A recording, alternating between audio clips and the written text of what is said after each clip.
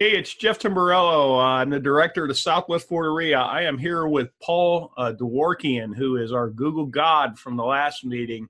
I'm pretty good with this stuff, and I was taking a lot of notes at the last meeting. First, Paul, thank you so much for speaking at the last meeting. I think you dropped a lot of knowledge, and we're pretty excited that you're speaking at our luncheon coming up tomorrow. How you doing today, Paul? Doing great. I was very happy to share that info. I always find that people kind of have all these aha moments or, brain kind of explodes. Hey, I didn't know this is how all this stuff worked. It's pretty simple, common sense stuff when you think about it, but it's just so hard to understand what I should be doing with all the information that's out there. What really matters to a local business is kind of what I got into, I think.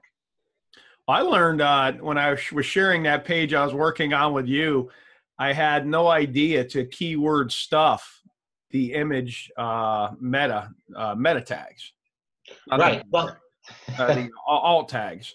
right. So you got the alt tag, which is the text that's meant to explain to a vision impaired person what the image is of. And when you say keyword stuff, there was a time where people would just put strings of keywords separated by commas in those. But the middle ground that Google's happy with is if you just explain what's in the picture and then work in the keyword once in there. And then the other thing we talked about was even just putting the keyword in the image name itself rather than just letting your camera name it DCM002, which has no meaning to Google or anybody else. Yeah, no, that was honestly, I had only ever put the keyword in there because that's what Yoast says to do. Mm-hmm. Yoast wants to see the keyword in there when you're getting the green light on a, because the whole thing with a web page or a blog post is, well, if you've got the Yoast thing, you got to get it green. Right. And but yeah, I'd never thought of that. So now it's another 5 minutes a page now to figure out what to say without sounding silly. But that was awesome. So what did you learn? Did you get any questions asked that actually kind of challenged what you thought? No, I used to getting all those same typical questions, so I wouldn't say anything there. It's just, I dropped a lot of information, but there's certainly a lot of depth to each and every one of the different things that I talked about.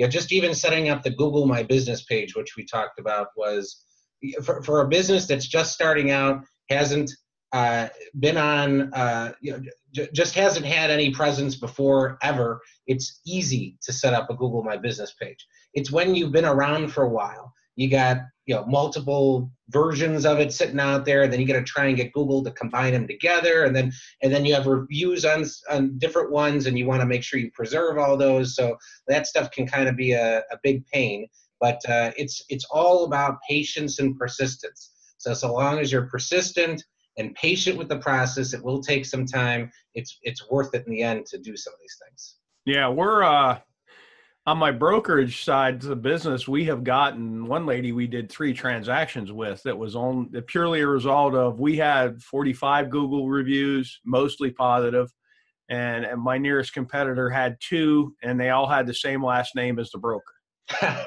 You can actually report that. That's one thing. That's another strategy on that checklist I shared with you is go after your competition's rule breaking, because Google has a set of rules, and if you point out to them that your competition's breaking those rules, they'll take those reviews away, shut down their Google My Business. I used to, for some of my SEO clients, one of them was a financial firm, financial planning firm. And what we did is we went through the entire Chicago area looking in neighborhoods on Google Maps in the satellite view. And if anything was a listing in an actual neighborhood was residential, we reported it as does not exist, because according to Google's rules, you're not allowed to do that. And that allowed my client to shoot up to the top fairly quickly in a lot of markets outside of their central, what they call the centroid of the town that they're in, allowed them to shoot up with a lot of surrounding neighborhoods as a result. That would actually affect, say you're a real estate broker. There's a lot of people that legally have their business in their home. Exactly. But Google doesn't want you to use your home address, as we talked about at the last lunch. So that's another way. You can just sit there and go through Google Maps looking for businesses that aren't where they should be. So maybe that's the you hire a VA and maybe googlenuke.com or something, and just people can pay you to do it. Hey, Would you call that black hat? I don't think so. I guess if you're enforcing the rules, it's not black hat. I would call it gray. I mean, yeah, I always am a proponent of, doing something that's positive for yourself rather than trying to tear other people down. Yeah. But, at the same time, I look at this particular item as forcing other people to play by the same rules that you have to play by. So you're basically leveling the playing field. Hey, if you're going to have a listing on Google Maps, you got to have it at a physical address that's commercially available that people can walk in at any time, and it has the sign on the door. And you have to play by those rules, and it's not fair when other people don't. They emailed me mailed me beacons. So I've got in my my office, I've got 3 different Google My Business addresses, and I have a beacon for each one. I don't know whether they were tracking me or they may be recording the conversation right now, but they actually sent me 3 Bluetooth beacons that I stuck right by the front door up on a bookshelf. Those are pretty cool. One thing that reminded me of is there's a program called I'm part of it and I don't remember what it is, but anybody that wants to, Google gives points to the general public for reporting information as correct on Google Maps, whether that's taking pictures, adjusting the hours of operation, taking pictures of menus and restaurants or the front I'm a door. Google guide. Yeah, that's what it is, the Google Local Guide. And if you get up to a certain number of points by contributing reviews, saying something descriptive in your review, taking pictures, you can even take video of the venue and a whole bunch more other stuff. And if you do that, you rack up points, and Google will, if you're a high point getter, they'll give you a different gear and stuff like that. So Google is proactively trying to get more data into their maps through any means possible. So it isn't just businesses trying to get this thing updated. Anybody that's out there with a phone could be updating stuff about your business, which brings me to my next point, which is you got to stay on top of your business, Google My Business, because other people might be changing it. So you got to get in there and make sure you confirm and deny the different things that are true and untrue. Okay. Yeah, I talked to a guy that somebody put his business as closed. Okay. They reported his business as closed, and it was a competitor. That would be a black hat technique. Right? Yeah, that's kind of ruthless, actually. Yeah, right. And usually that's not hard to overturn if you go to Google and say, hey, I'm not really closed and I'm good here. But now you're coming from Chicago, which is pretty competitive. What would you gauge Southwest Florida? We talked about this with some of the I Buy Houses websites that are out there. Mm-hmm. Where would you put Chicago on an SEO 1 to 10 competitiveness scale? And then where would you put Southwest Florida on a 1 to 10 competitiveness for SEO scale? I would put like Chicago in the same category as like LA and New York at probably a 9 or a 10, especially in the city. I was competing in the northwest or the north suburbs on the Gold Coast, which was very competitive because that's where all the affluent people are, and all the service providers I worked with wanted to get ranked in that area. And I'd say that was more of a 7. This area down here, I would say we're at a 3. There's, in comparison, seeing the activity and how many folks that do the SEO services, there's just so much more going on. There's so much more in tune with what's going on Google versus down here. So that's a good thing for people down here because there's just so much opportunity to get in front of your competition. I always thought I was some kind of SEO specialist back in the day, and I've just come to the conclusion that I was the one-eyed man in a room full of blind people for the most part. So, but the world's changed. I can tell you I have a lot of regrets. I did a lot of automated stuff, 8, 9, 10, 11. And had I put that time and that capital, and it worked, it got us business. But had I put that time and capital into content creation, white hat SEO, the websites would be even. I mean, at one point, I think the Southwest Florida RIA site had 1 million backlinks. Right. When I put the URL in quotation marks into Google, I was getting 1 million backlinks from that automated software. Most of it's gone now. And in hindsight, I should have spent those 4 years just dropping links, real links everywhere. Right. And you know what? There's nothing wrong with that. That's what everybody was doing. You just got to, least amount of effort for maximum results. And everyone's trying to game the system to see what they can get to work and not work. And as Google is improving and, technology gets better and faster and whatever over time, they're able to better understand what's going on. Even, we talked about duplicate content very briefly at the last meeting. You don't want to plagiarize content and have it duplicated anywhere on the internet. Well, Google's getting better at actually looking at images to see, is this the same image? They initially started doing that through just reading the amount of kilobytes to see if it was the same, and some of the background tagging stuff behind the image that's more technical. But now they're actually able to, they have the AI that actually looks at the image itself to say, is this the same thing as another image? And if it is, they'll flag that as duplicate content. You're just reusing the same image again. So it's definitely getting smarter and more competitive. And, the one standby, to your point, that has always been true with SEO for the very beginning is content is king. If you put together something that is really relevant to your target audience, that delivers real value, and they really want to look at it, you're going to rise above the rest very easily. We've got a blog that was like Housing Bubble 2018 ? I have spent a fair amount of money driving traffic to it, but it's also had an absolute ton of organic traffic and gets at least one organic search click a day from either Bing or Google. And in 9 months, it's at 24,000 page views. Awesome. Some of that's crawled traffic. It's not all people, but that's pretty good, actually. Right. And what's your time on page or bounce rate for both of those, or for those? I haven't dug that deep into it. So just to expound on that point for a minute, and these are all technical things, and I'll kind of lead into what I'm going to talk about tomorrow. But the bounce rate is the percentage of people that go on the page and then leave it without clicking through to another page on your site.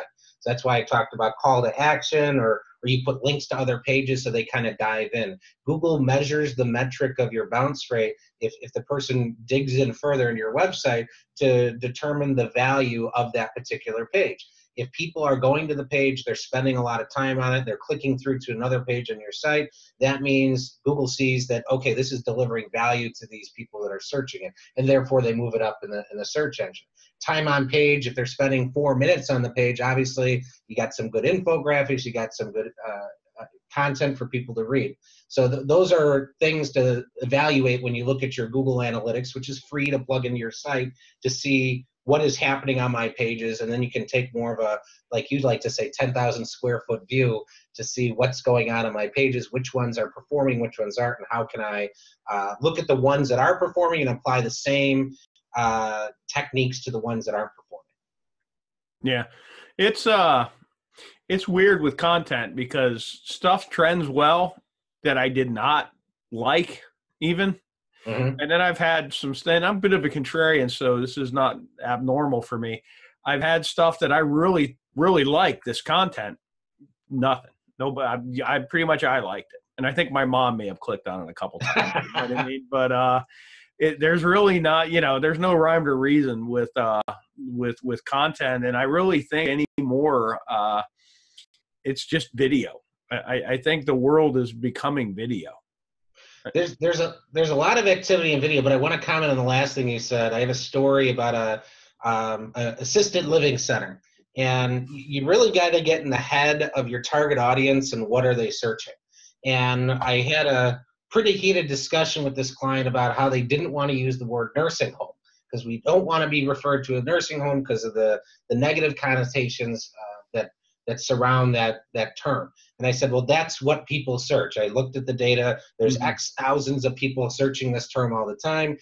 You can reframe that. You could say, on the page, assisted living center, the difference between assisted living and nursing home. You got to get the word in there, and you got to use it to be able to target that audience. If your audience is searching it, you got to customize your content around it and try and reframe it and direct things in the right direction.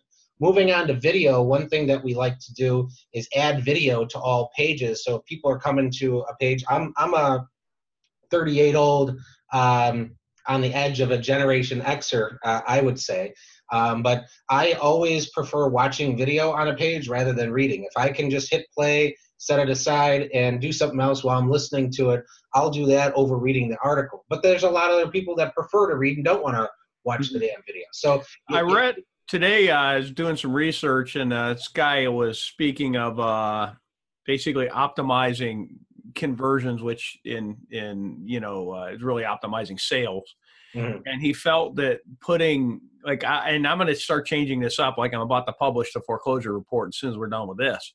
Mm-hmm. And putting the video not at the top of the page is optimal. You actually want them to scan a little bit. And I also think from the kind of holistic Google SEO approach, it'll keep them it keeps them on the page a hair longer. Right. It does. Especially if they start to play the video. The thing with videos, you got to get to the point right away. A lot of people kind of get into the introductions, and then they have their intro clip and all that crap. Yeah, your average Tim Ferriss podcast, if you forward to 6 minutes, that's when the podcast starts. Exactly what I do when I listen to it. Sorry, Tim. I love you. I love the books. I love it all, but I pretty much minute 0 through 6. I don't know what he says. Joe Rogan's about 7 minutes now, if you listen to his podcasts at all. Okay. But one thing I wanted to mention going into kind of what I'm going to talk about tomorrow is I always like to talk about the technical and the human side of SEO. And I touched on that a little bit when we met the other day, the idea of do you have a phone number at the top of your website? I mean, the whole point of having a website is to get somebody to contact you, whether it's an email or phone call or whatever. So that's got to be easy. And it's unbelievable. I saw a whole bunch of people. My wife was saying, do we have our phone number at the top of the website? I mean, that's something that's super basic. It's just like having a business card at a network meeting. If you're going to a networking meeting without a business card, you got a problem. So you got to get the basics down. You want people to call you, put your number there, make it easy to find. And I'm going to talk about a lot of other basics like that, so people can go back to their web developers and say, hey, these are some checklist items we got to get cleaned up right away. Yeah, the click to call is huge. I mean, and it's gotta work to where they highlights the phone number, goes right into the. 'Cause right now, I think 90% of my inbound traffic is mobile. Okay. So yeah, that's basically on trend, and anything that's not commercial, say services, B2B services, anything that's business to consumer is essentially more mobile traffic than computer traffic. And so I watched a lot of my manufacturers that did B2B when we did SEO for them. I had this company that made these giant metal rollers for newspaper presses and stuff like that. They were 20% mobile and 80% desktop. Because if you think about it, these people are sitting at their desks looking at these very giant, expensive things that they're going to buy for their machinery. But all the B2C stuff is definitely trending toward mostly mobile. And to that point, one thing that I'll share at the meeting when we talk tomorrow is a website that allows you to check how fast your page loads. Because there is certainly an attention span situation where if your pages don't load quickly on mobile, they're just going to hit the back button and go to the next search result. So you got to make sure that those are loading quickly. You think about, we're all used to the 4G speeds or connected to Wi-Fi, but sometimes you're getting in a 3G zone or the Wi-Fi sucks. And in those situations, your page is going to load slower. So these different tools are out there to tell you how fast is your page loading and what's slowing it down. So again, you can go back to your web developer and say, fix this stuff, please. Yeah. Have you ever watched Silicon Valley on HBO? I have not seen that one. You should watch it. It's a really funny kind of tech show, and their whole product is they condense images. Okay. And so it's called Pied Piper. It sounds like we need to install Pied Piper on all of our pages. So. But I got a lot. I'm a lot more advanced than your average human with this stuff, and I got a lot. I actually really appreciate what you shared at the meeting. The interesting thing is that with SEO, I've really come to the conclusion of recent that really all Google is the most OCD thing on the planet.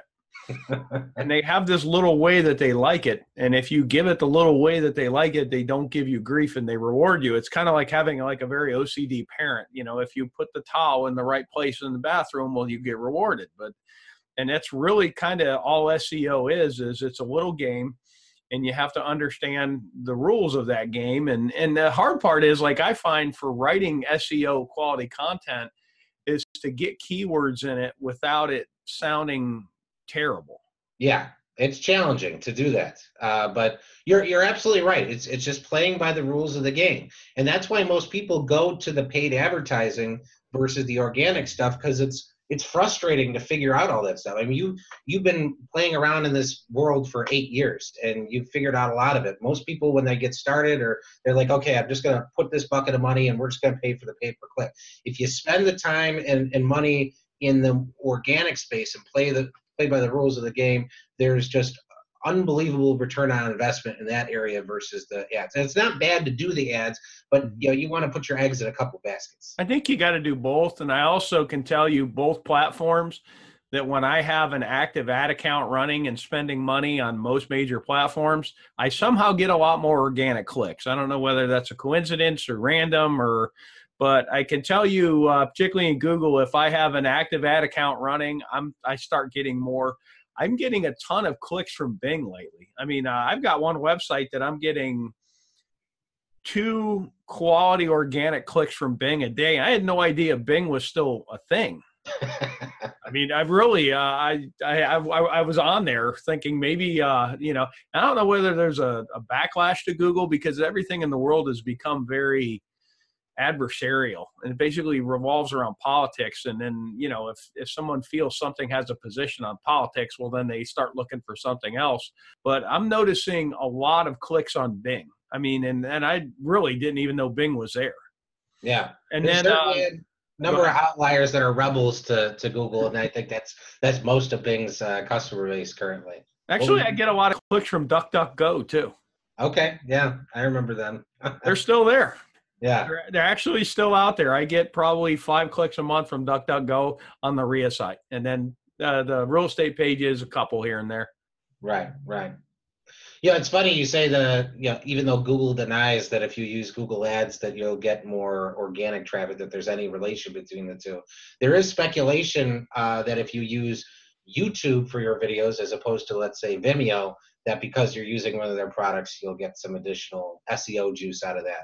Although there's slightly more evidence out there from SEO people than there is with the ads, but that's something that people talk about. Yeah, I've ranked, particularly when you could do the Google Live Hangouts. I would take a video and broadcast it as a Google Live Hangout, and it basically injected it into the SERP results. I mean, and YouTube has a live feature now too. And I think if you go live on YouTube, and if you're watching this, OBS Studio is free. It's an open source video broadcasting thing. That's what I use, is OBS. And then, like everything else on the planet, there's a YouTube video that'll teach you in 2 minutes exactly how to do it. I mean, YouTube is, they should just call it, do it yourself too. Yes. I mean, I just reprogrammed remotes for my truck that I ordered off Amazon off a YouTube video, sitting in it with my phone going over it. And it's amazing. But with OBS, you can go live on YouTube. And I'm very sure that is injected hard into the SERP results. And you can go live on YouTube from your phone on an app too. So, and there's a lot, like real estate, I'm finding more and more, it's all about the address, because, it's hard to rank for some stuff, because, people are now searching addresses and searching stuff like that. You got to forgive me. We got remodeling going on in the office. Can you hear the drill in the background? But can you hear it? Yes, I do. But you're absolutely right. If you create video content around something, like for example, I'm looking at properties as well, and I search an address on Google, and you get a million links to all these different real estate websites like Zillow and Realtor.com and Trulia or whatever. But if you're the only one that creates a video with that address, Google's going to prioritize that and put it at the top. So Zillow does that now. Zillow's automatically creating a spun video with the kind of like an Animoto type video.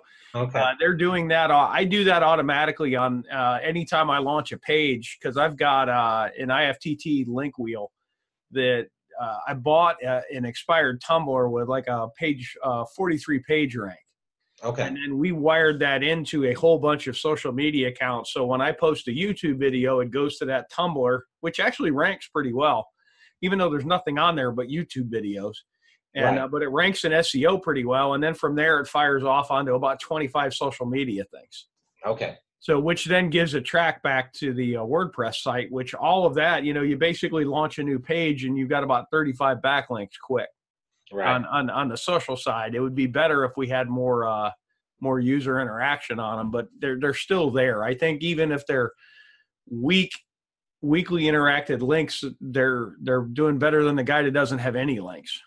Right. Well, yeah, absolutely. Absolutely. But for agents, they especially real estate agents, real estate investors, Google tends to interject 2 to 3 videos into the first page of SERP results, almost always for an address. So if you don't have a couple walkthrough videos with your phone, and I mean, everybody picks on me. They call my videos, it's like the Blair Witch Project. It's all shaky. And I just bought a handheld gimbal to start using. But I have one of my clients, he said he would have to take Dramamine before he'd watch the videos of properties I would send him.